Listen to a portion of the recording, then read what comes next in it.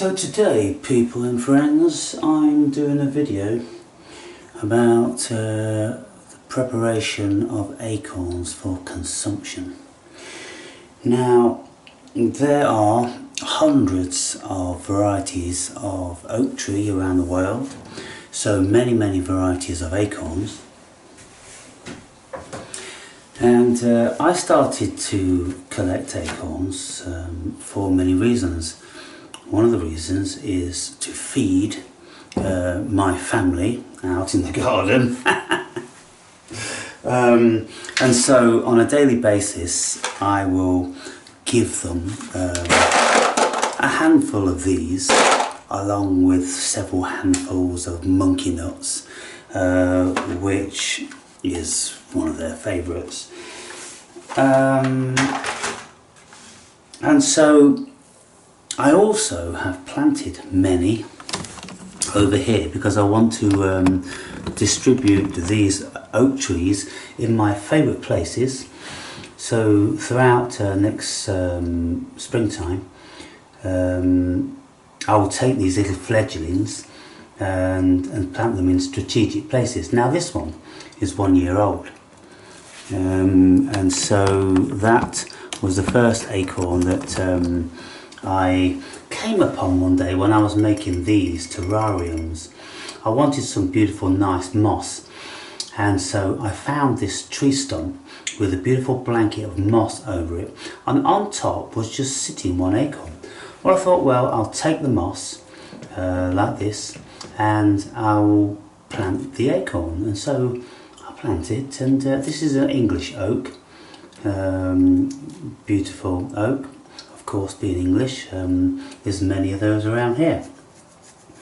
So down here in these trays, they're all taking root, and there is one of them which actually is ahead of the game. Oh no, there's two of them ahead of the game, and they are starting to grow already. And so we can see that, look, that one is even suspended in the air. And so they're all doing fine. Now these ones I decided just to put on top of the wet soil to see how they got along. And then in here there are as many acorns, or double the amount, buried, and I wanted to see how they got along, whether they rotted or... And so we can see again that lots of them are all starting to... That's a weird one, oh, that's gone like that. All starting to do their thing. So looks like I'm going to have quite a few oak trees next year. Now, as I mentioned in another video, and one of the viewers at least bought this book, Nature's Garden. It's a very nicely illustrated quality book with lots of coloured pictures of all, well, many of the foods that we can forage. And so in here there was a large selection of varying acorns, and the collection, the preparation, the things to look out for, you know, the bugs. And here they are, these little dudes.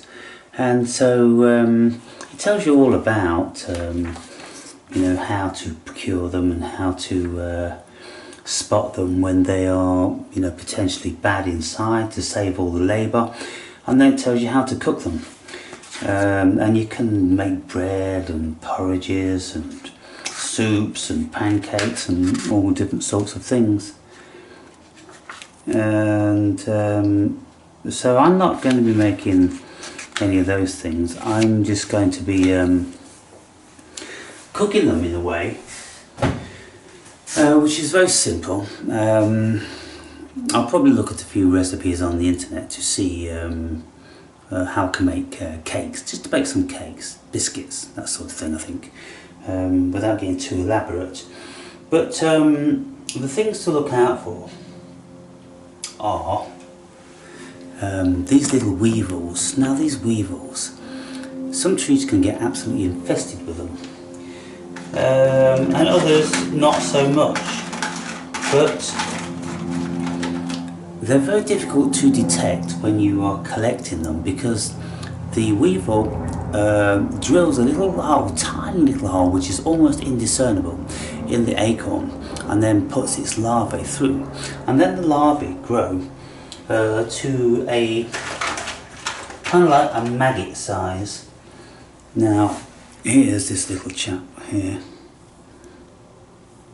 Come on. Usually they'll start walking around. You can see that there? Usually they'll start walking around. But this one doesn't want to walk, it's sleeping today. It's feeling lazy. And what they do is, when they grow inside the acorn, they will eventually eat their way out of the acorn and then bury themselves in the ground, ready to infest other acorns next year. So, you see him, he's starting to move a little bit now. So what I do is, when I get these, I put them in my terrariums, rather than just throw them in the bin or something. You know, it's a little life form, and so I'll just put them in my terrariums, and if they survive, they survive. If they don't, at least I'm giving them the opportunity. So this one now, he's woke up. Come on. Yeah.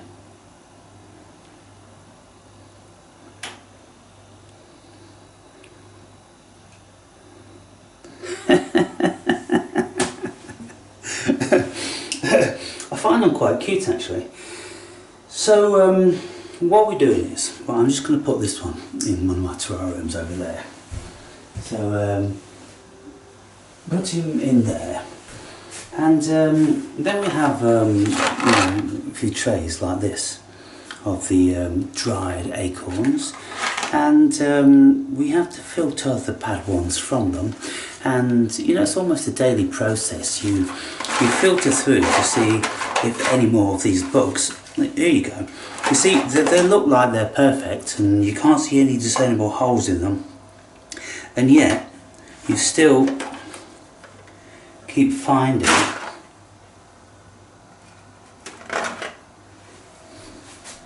these little dudes. Oh, they're in a race, they are. Yeah, they're much more active.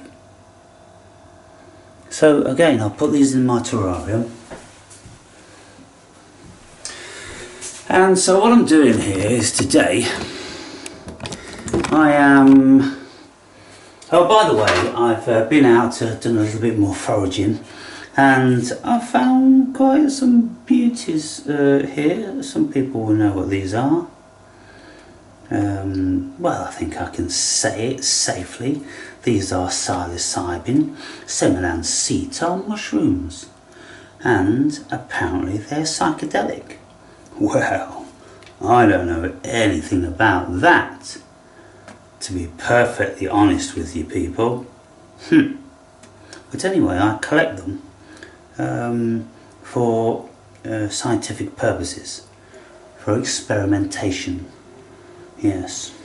So they're over there, they're drying out, and down here then I'm filtering through to see which ones are damaged, and then I am fracturing them and breaking them open to see if they're damaged.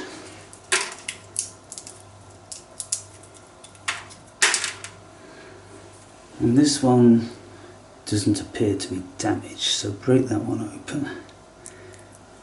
That one seems like it's a good nut, so I'll keep that one in there. And then we've got another one here, which is in actual fact a damaged one, and you can see all of the chewed up bits, or maybe the feces from the larvae. Now let's see if we can have a look at one of these larvae in action, shall we?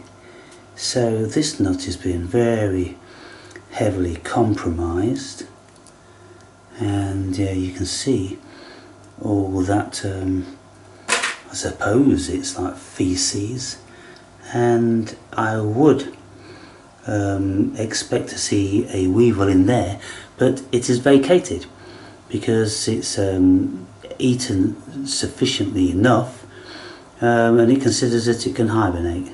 So that's what you find in many of these nuts. And so when we look for damaged ones like this, it's not a foregone conclusion that they're going to be damaged. That one seems to be okay.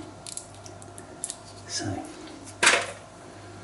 and then they're very difficult often to actually break, and so I have to crush them with my palm to break them open, like this. And then you see the little fractures in there, and then some of them come open like that in 3 and others in 2. So we've got another one here.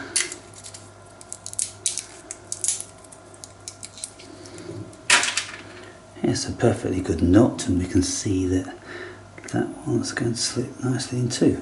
So when they're like that, leave them to dry out for a week until they become very hard, because apparently to bleed or leach the tannins from them, it's better when they are hard. Now, these are edible in their current state, but they're very astringent.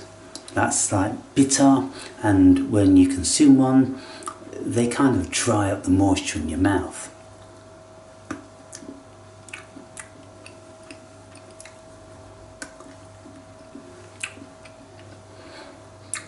And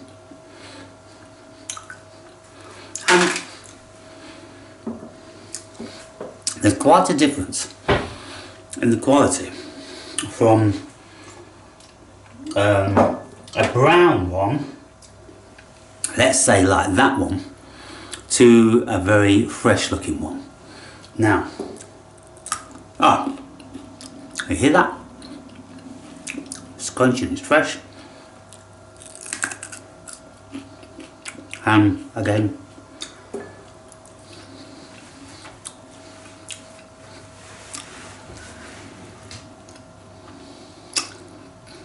bitter and dry. For those of you that forage wild foods, you will know this astringent quality, because many foods have it. And one of the other ones which taste very much like this are the buckthorn sloes. These tiny little like dams and family deep purple berries. You eat one of those even when it's perfectly ripe and it's very astringent, but then when you freeze them, they lose their astringency. So to freeze them first and then to cook them after, then you make jam out of them or whatever. So I just, spend a little bit of time throughout my day, often when I'm cooking, when things are on the go, and I just prepare a few of these. Now, lots of them, because they're still a living nut at this stage, then they start to germinate. Now that one started to germinate a little bit. Yeah, it's just started, that one has. And so just nip that off there so it doesn't continue, and put that in there. But left to their own devices, with a little bit of moisture, they will either go mouldy or they will start to germinate. And so, now this one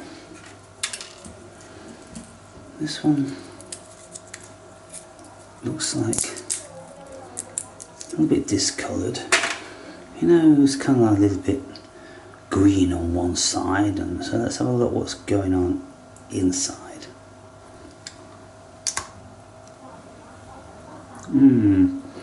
A little bit brown, not the freshest, but they do go very, very brown when they're getting older. And so I'm curious to see what they taste like, you know, when they've been leached and when they are cooked.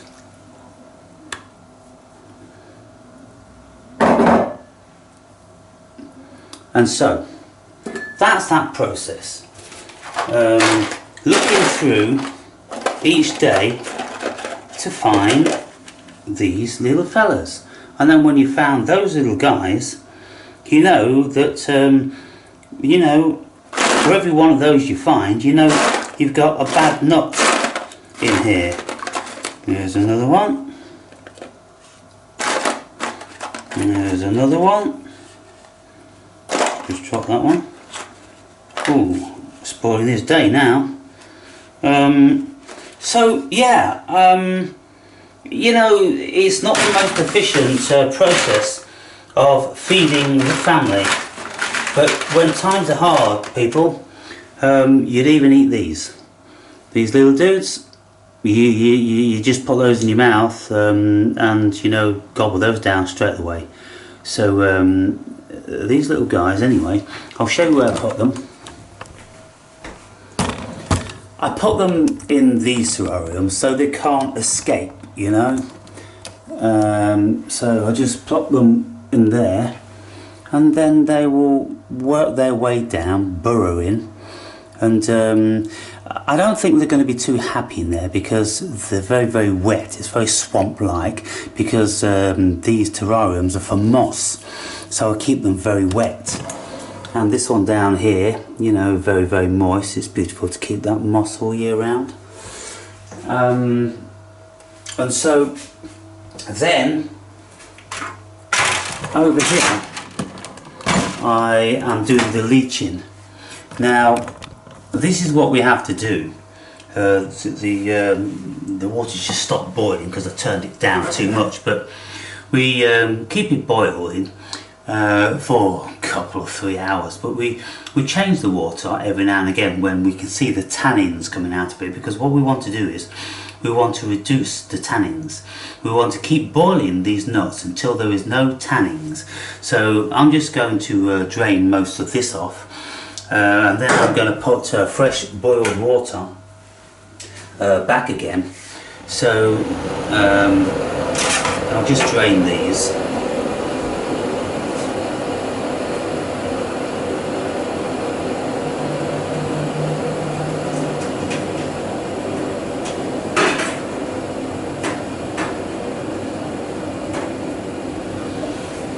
Now the tannins, ladies and gentlemen, are the same tannins that you find in coffee, in tea, and I suppose any foods that leach out brown.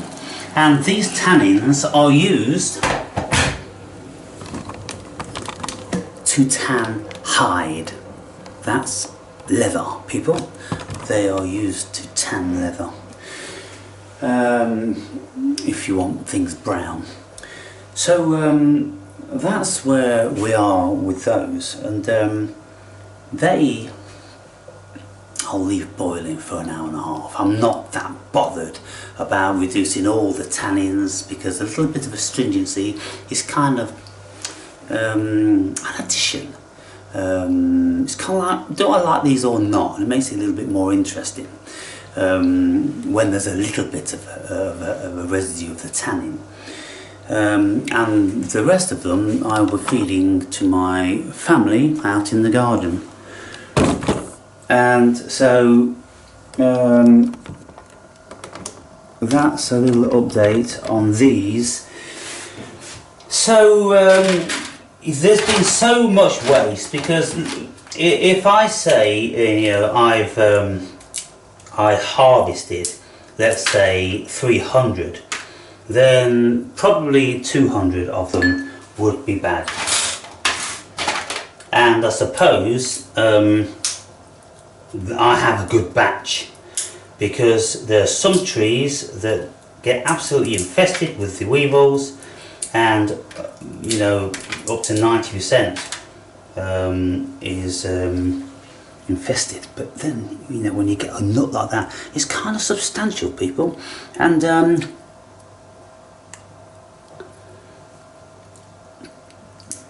yeah, that's a wholesome nut. And the squirrels seem to like them when they are leached also. Now, these tannins that they have, apparently what it does, it prevents the absorption of nutrients through the gut lining, and then it affects the internal organs like your kidneys and your livers in some shape or form. All the information I've read about it is kind of vague, but what they say is if you eat too many raw acorns, and I don't know how many is too many, but let's just say if your diet consists maybe like 20 a day for maybe several months, then you'll start to get a vitamin deficiency, because they prevent the vitamins being absorbed into your body. And they are not high in protein. Apparently they've only got about maybe 5–10% maximum of protein in these nuts. They're 90% starch, and so they are good fodder for squirrels throughout the winter, because starch is what they need to generate fat to keep them warm, and energy, just energy. See, they don't need that much protein. And so, yeah, when I crush these, and this one feels soft inside, and it's kind of like, well, what's happening with this one? Why is this one soft? You see, some are soft, and others are hard, and this one's kind of spongy. I don't know why the difference is. You just, you know, see it's more spongy. But, and here we can see there's a weevil that's exited this one, and so this one then is going to be corrupt inside. So let's break this one open. Well, it feels pretty, yeah, look.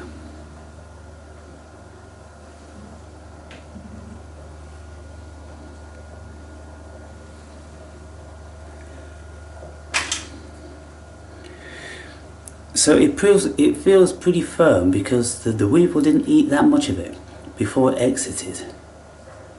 And I don't think there's any reason why you couldn't eat these, you know, if food was short. But as we are a bit finicky these days, and as I'm only playing at being a wild man, then I'll just eat the best. And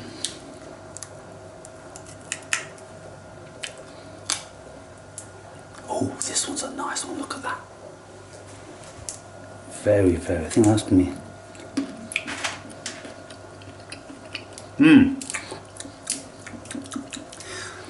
They taste kind of almondy, a bit of almond. And this one, the skin, the shell, has been very reluctant to separate from the nut. And so this is how fiddly they are, you know. And so, you know, with people that did this all over the world for sustenance, of course, probably children would have this job. You know, it's just no time for playing, people. They've got to be doing something. So there is a very, yeah, children would be shelling these, and then, you know, more mature children would be preparing them and, you know, cooking them and all that sort of thing. So over here, the water is starting to go brown again, so the tannin's coming out. And so I'll just keep doing that till it becomes coffee coloured, and then I'll change it, and I'll do that as many times as is necessary, and apparently it can be up to like 12 times. So it's not the most energy efficient, because you're using a lot of energy to boil that, and in the old days then you need a lot of firewood to do that. But you know, living in the woods, I suppose there's copious amounts of firewood around. So yeah, I'll leave you with that, people.